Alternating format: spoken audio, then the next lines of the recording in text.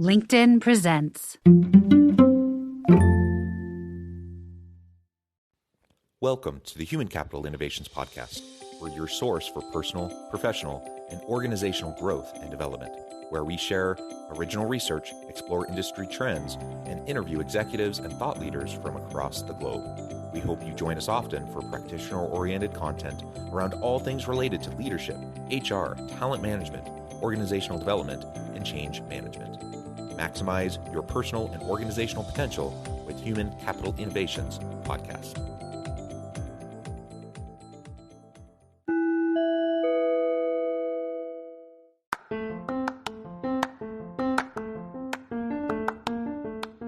Do you enjoy the Human Capital Innovations Podcast? Enjoy ad-free listening by going to the Patreon page, and please consider contributing even at the producer or sponsorship level. And please leave a review. Thank you for your support.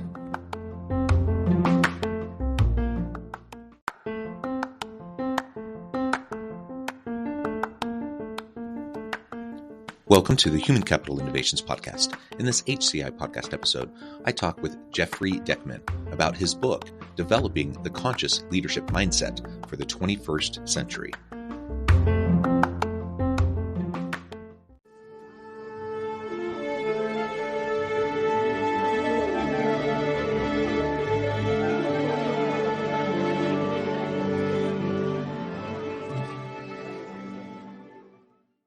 Jeffrey Deckman, welcome to the Human Capital Innovations Podcast.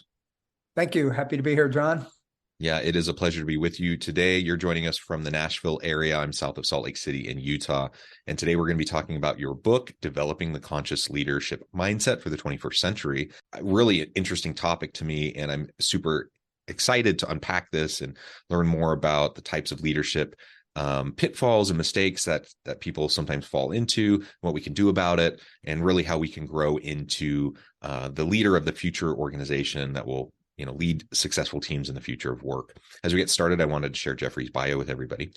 Jeffrey Deckman is a nationally recognized thought leader and award-winning author on the next evolution of leadership, conscious leadership. His background is one of a serial entrepreneur who has bootstrapped 2 multi-million-dollar companies, several nonprofits, and multiple political organizations. And that's just a snippet. I could go on and on. You've done so many things, but I'm going to pause there. Anything else you would like to highlight for me or the audience by way of your background or personal context before we dive on in? I think the main thing is that I'm a researcher. I'm a bit of a futurist, but I'm a realistic futurist. Having built companies on my own, I could not afford to just embrace platitudes. So the work that I've done, I really looked over the horizon for the last 15 years, and I saw the changes that are coming that we're now experiencing. And I just really developed processes that help leaders to be able to shorten their learning curve, to get from the old way of leading and managing into a way that's much more adaptive to today. Yeah, well, I like that. I like the learning curve piece that you just mentioned, the adaptability piece. And really, we need to be ready for continuous growth, continuous improvement, continuous change in the modern world. It's just so messy, so complex, so many mixed pieces and elements of these large systems that are impacting everything we're doing.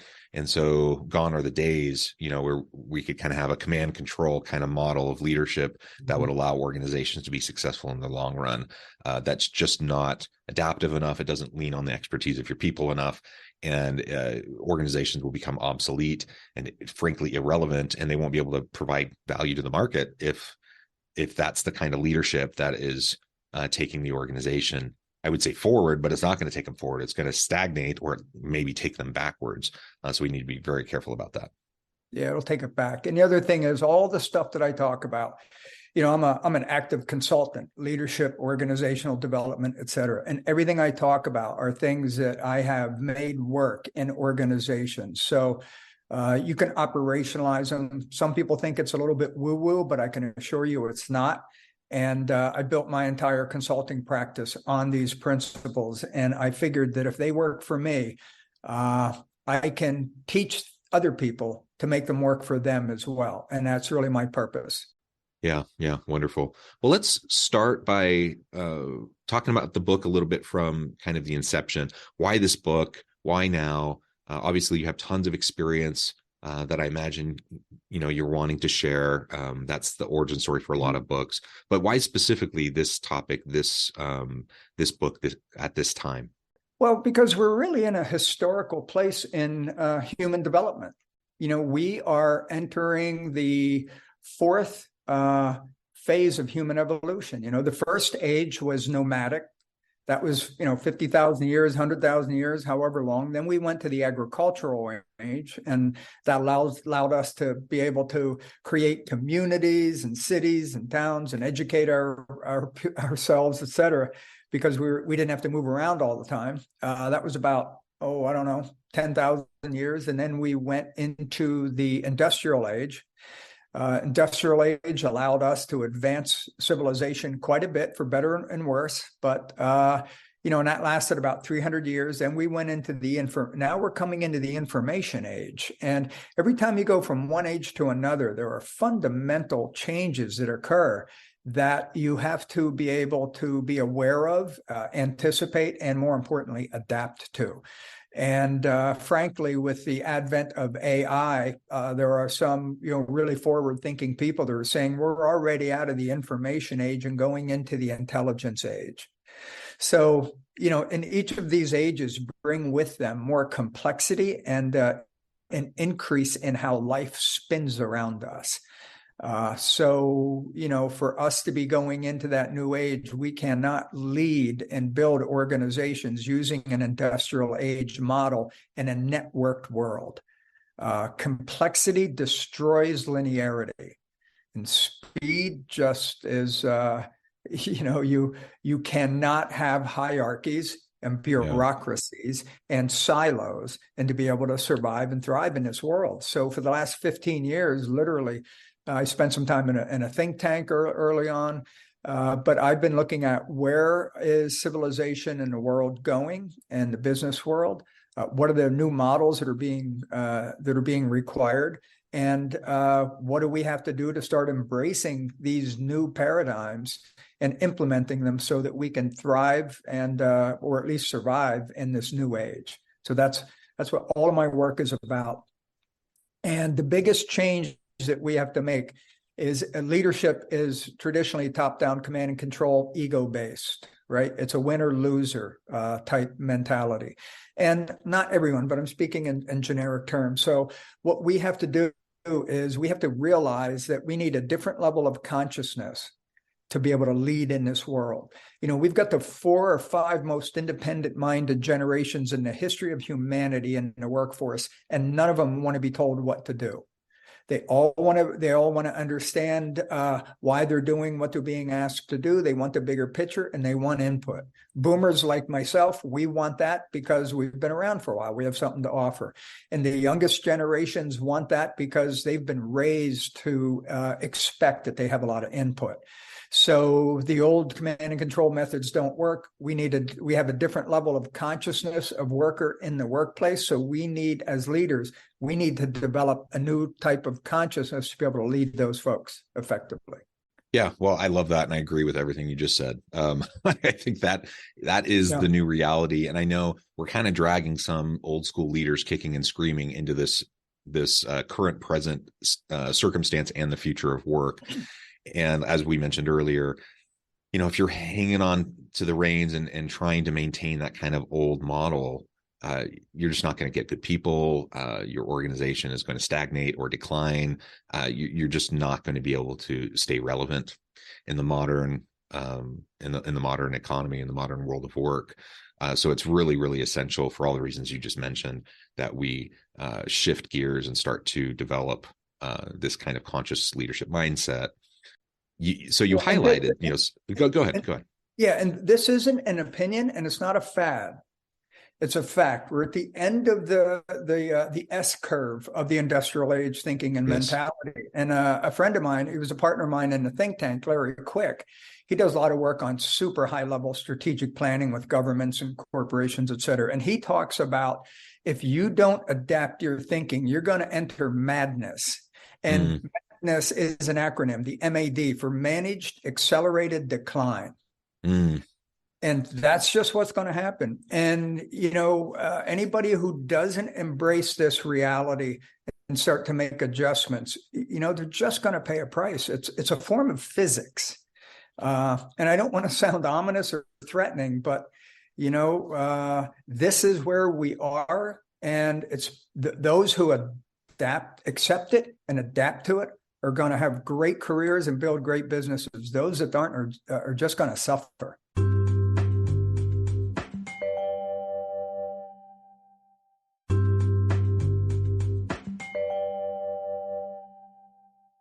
Yeah, I agree. And I don't think it's ominous. I think actually it's a really great development. I'm in a university space.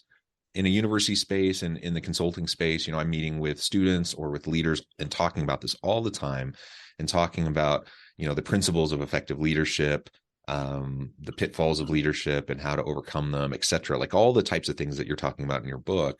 Ultimately, we've been teaching many of these things in a corporate setting or in a university setting for years, for decades.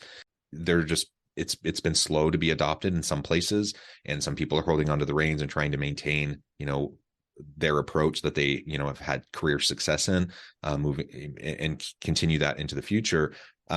Really, though, I see this as a positive change. It's not ominous. It's positive change for people and for organizations that will allow for individuals to do more meaningful, purpose-driven work, to do cooler stuff, to have bigger impact. Because leaders are no longer controlling everything, but they're empowering their people to leverage their expertise to help the organization be successful. That is a win. That's a plus, I think, and it will negatively impact people who aren't willing to adapt and learn and grow into this kind of new approach. But let's also put a fine point on this. We say the new approach, but it's not that new. Like, we've been talking about this for a long time. Like, these are principles and elements that we've been promoting for a long time. They've just been slow to be adopted in some places, and we need to accelerate the adoption and the ability to be agile and the adaptability of leaders across organizations. You talked about the siloed organization, the bureaucratic organization. On the one hand, I'm entrepreneurial. I have a consulting business. I do those sorts of things. Very little hierarchy, very little bureaucracy. Quick moving, we can move rapidly, iterate rapidly. On the other hand, I'm a university professor, and universities are about the oldest, stodgiest, bureaucratic types of organizations, the most siloed types of organizations that exist. And it becomes like so frustrating sometimes to see it with just incredible clarity, what needs to happen and the impossibility to make it happen because of the layers of bureaucracy and the siloed decision-making that often exists within universities. So we need to find a way to adapt organizations, to reform the work design and the structures of these institutions so that they can be more adaptable and leverage these mindsets that we have in the types of leaders we're promoting. And the challenge has been, people who may want to adapt, if they don't know where they can go to learn, it can feel intimidating. That's where the ominous part comes in, is people are saying, look, I see the tidal wave is coming, but man, I don't know how to build the boat. Somebody help me build the boat. So what we need new mindsets. We have to transform our leadership. So we need a new transformation requires three things, three fundamental things: a new mindset, a new model, and new methods that you can apply. And that's what I've put together over the last 15 years are those new mindset, which I talk about in the book, which is leadership is a state of consciousness. Don't lead from your ego, lead as a tribal elder. And if you think about what an elder feels like, you can get a sense for what that is within your own space. I don't need to tell you what an elder feels like. If you think of a indigenous tribe, that type of stuff. And the new model that we need is we really need to be able to look at organizations not as machines that can be defined by org charts, but as living, breathing organisms. They're living, breathing organisms. And then we need new methods that we can use that connects with people and activates the collective genius and the tribal nature of our organizations. Organizations aren't departments as much as they're tribes. They're a tribe of tribes. And the level of consciousness that we need. I like to try to bring things down to make them as simple as possible, but they can stick. And authenticity, integrity, and respect are three cornerstones of a conscious leader. And I call it leading with air. Authenticity is me being honest with who I am to me. Integrity is me being of good character and showing that in the world. And respect is respecting myself and my boundaries, you and your boundaries, and respect the organization we're working for or that's paying us. And we have to go away from the command and control to think of a leader as a communicator, a collaborator, and a facilitator, not a dictator.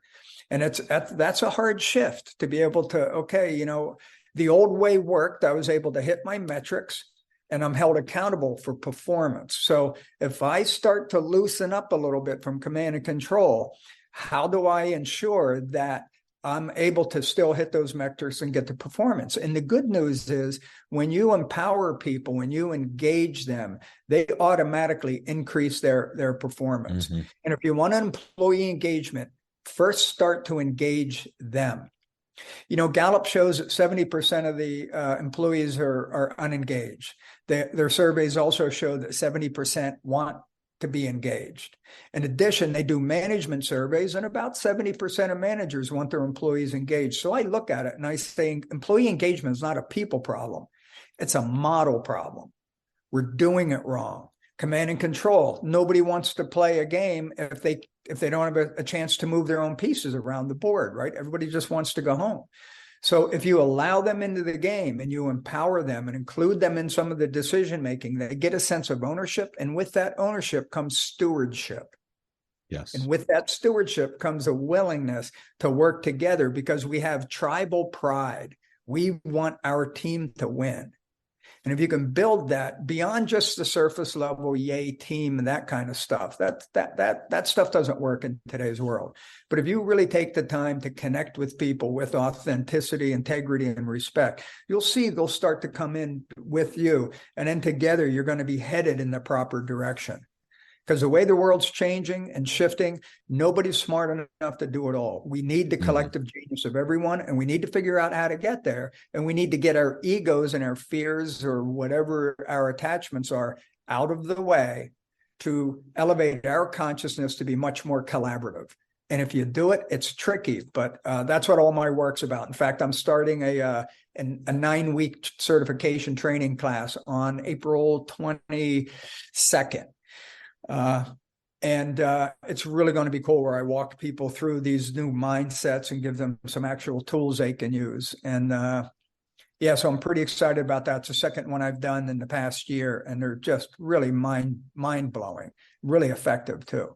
But that's where we have to go, and we can go kicking and streaming, but we got to go there because this is coming. It's here. It is the reality, and we can bury our heads in the sand or whatever metaphor you want to use. But the reality is this is what's happening.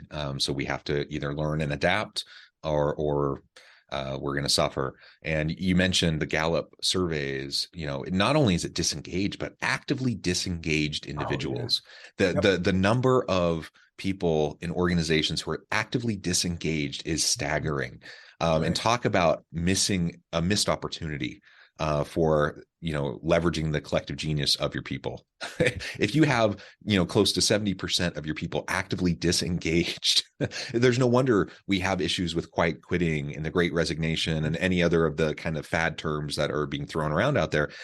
The fad terms, a new one crops up every now and then, but all these are rooted in core issues that have been issues for a long time, that aren't fads. In fact, they are what have been driving challenges within organizations for a really long time. And you just highlighted the engagement piece is huge. The empowerment piece is huge. And ultimately, we need to design organizations in such a way where conscious leaders, people who have the shift in mindset have the capability to lead teams that way. That's one of the things that I see as a big hurdle here is when we think about organization design, when we think about job design, when we think about the hierarchies and the systems of organizations, the policies, practices, and procedures of organizations, oftentimes you'll have a progressive forward-thinking leader who wants to adopt this kind of an approach, but they're within a system that doesn't really allow for it.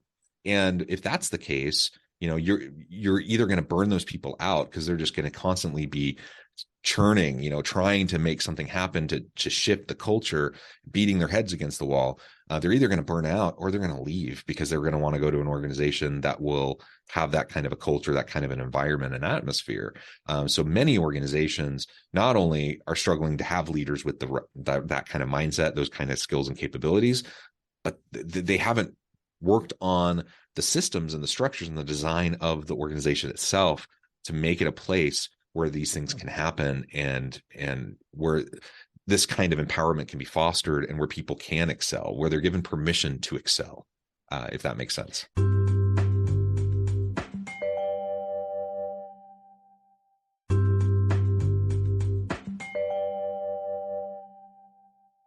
You're exactly right with that. And, about a year ago, I shifted my work. I do a lot of leadership development training and coaching and that type of stuff, pretty high level.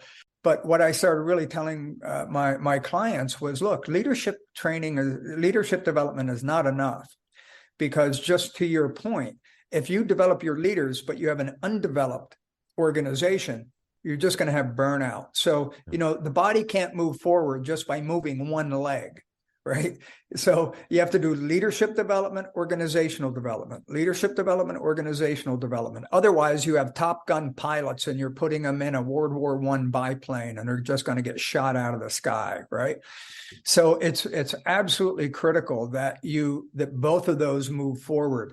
And the good news is, if you do this and you do it well, it is such an unbelievable competitive advantage for you, because you will be an early adopter in something that's hard to learn, difficult to implement. It'll take you a better part of a year to do it really well.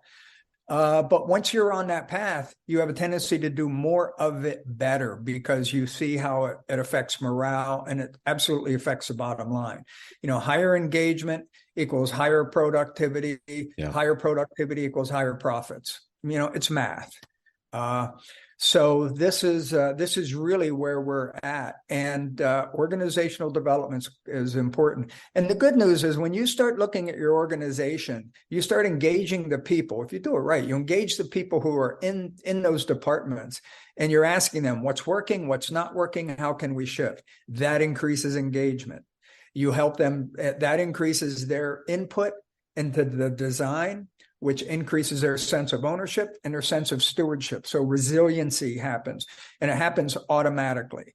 It's in our tribal DNA to keep our tribes that feed us healthy.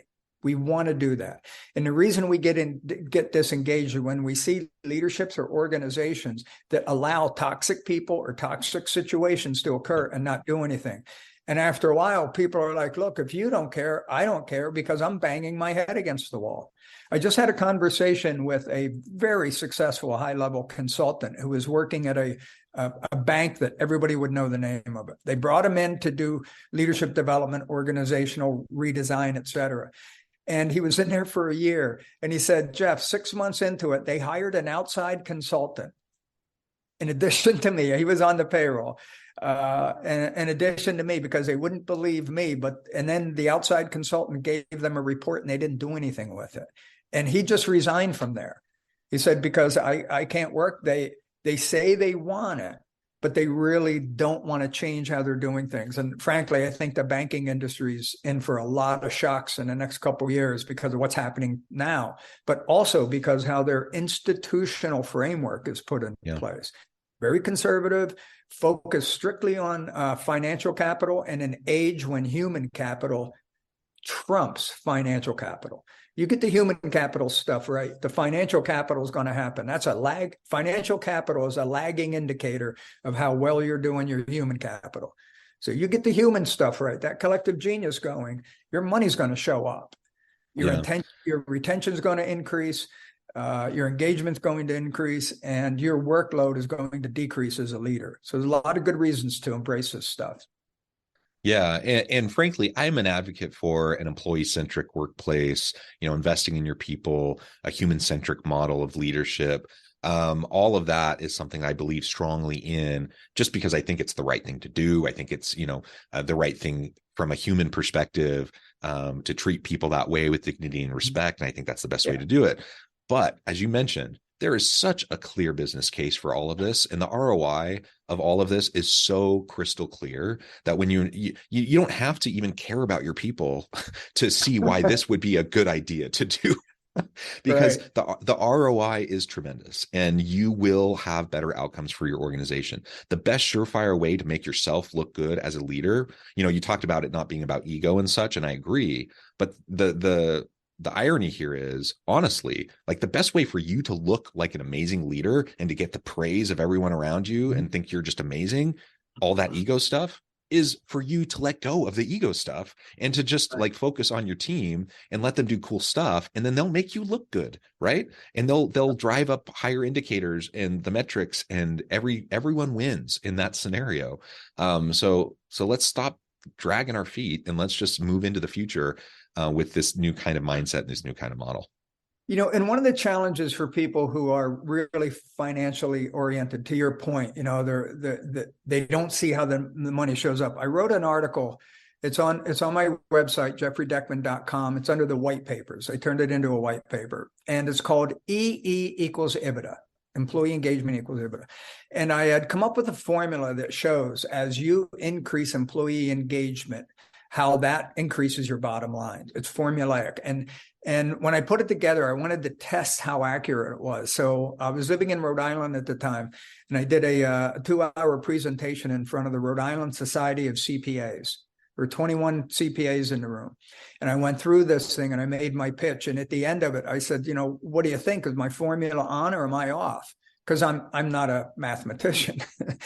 And, to a person, there were a couple of questions that came up, but to a person, they all agreed, your formula has merit. So if anybody wants to see how significant your profitability will go up with an increase, just 5 or 10% increase in employee engagement, which you can do with your eyes closed.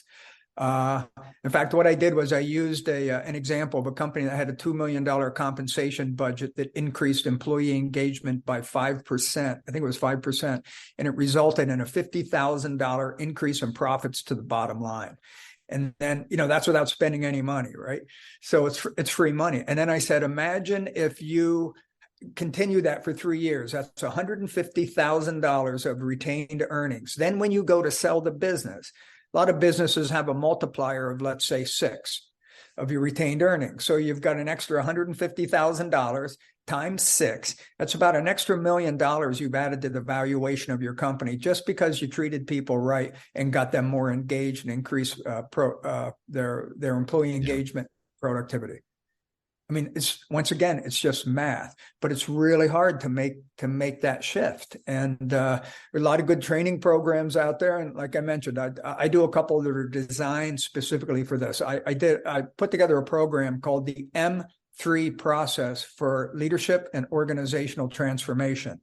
And it won me the bronze medal of Innovator of the Year from the International Business Awards. And what that does is it deals with first the new mindset you need, the new organizational model you need, and then the new leadership methods that you have to put in place. And there's some information on that in my website as well. I try to make my website a place of learning. You can go in and, I'm selling stuff, but at the same time, there's videos in there. I've got a YouTube channel. There's blogs. There's articles. My goal is to get as much of this information out to as many people as possible so they can self-study. And they can do it on their own. This stuff isn't quantum physics. It's pretty natural. And the more you learn about it, the more you realize how much you already know. It's just having a process to be able to implement it. And that's what my focus has been. And it works. I love the impact it has on people. Yeah. Jeffrey, thank you so much. This has just been a real pleasure. I encourage the audience to reach out, get connected, check out the website, check out what Jeffrey and his team can do for you. And as always, I hope everyone can stay healthy and safe, that you can find meaning and purpose at work each and every day. And I hope you all have a great week. Do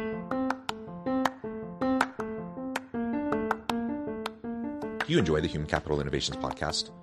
Enjoy ad-free listening by going to the Patreon page. And please consider contributing even at the producer or sponsorship level. And please leave a review. Thank you for your support.